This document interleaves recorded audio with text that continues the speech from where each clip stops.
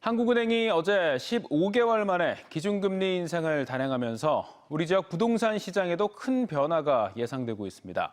대출 규제로 가뜩이나 얼어붙은 부동산 거래가 더 위축될 것으로 예상되는 가운데 향후 추가 금리 인상과 하반기 입주 물량이 맞물릴 경우 파급 효과가 더 커질 전망입니다. 유재일 기자의 보도입니다.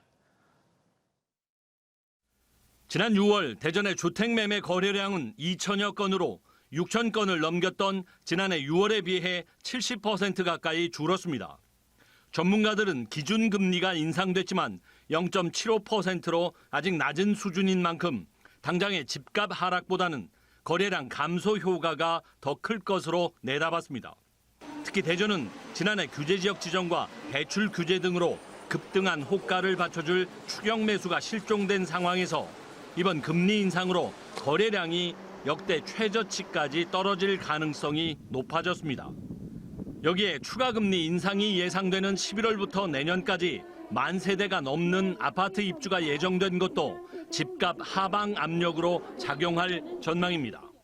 대전도 가격이 지금 보합 상태에서 호가만 올라 있는 상태예요. 거래량이 전혀 없다는 얘기죠. 근데 여기다 이제 금리까지 또 지금 올라갔어요, 지금. 그러면 이제 거래량은 이제 더 위축될 거예요.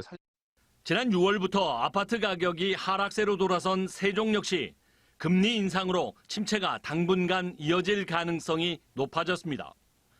외지인들의 아파트 소유 비율이 35.3%로 전국에서 가장 높은 세종시의 경우 금리 인상으로 대출 비중이 높은 투자자들은 매물을 더 많이 내놓을 가능성이 높기 때문입니다. 다만 금리 인상에도 국회 세종의사당 이전과 내년도 대선 결과가 세종 부동산 시장의 중대 변수로 작용할 전망입니다. 예전에 있을 대통령 선거, 지방선거의 어떤 정책 공약이라든지 또 향후에 어떤 정부에 들어서느냐에 따라서 정책에 대한 방향이 바뀔 수 있기 때문에 정책적인 측면에서의 변동성이 또 커질 수 있다라고 생각을 합니다. 전문가들은 저금리 시대가 사실상 막을 내린 만큼 무리하게 빚을 내 주택을 구입하는 영끌 투자 대신 대출 규제에 대응할 수 있도록 부채 규모 줄이기에 신경을 써야 할 시점이라고 입을 모으고 있습니다. TJB 류재일입니다.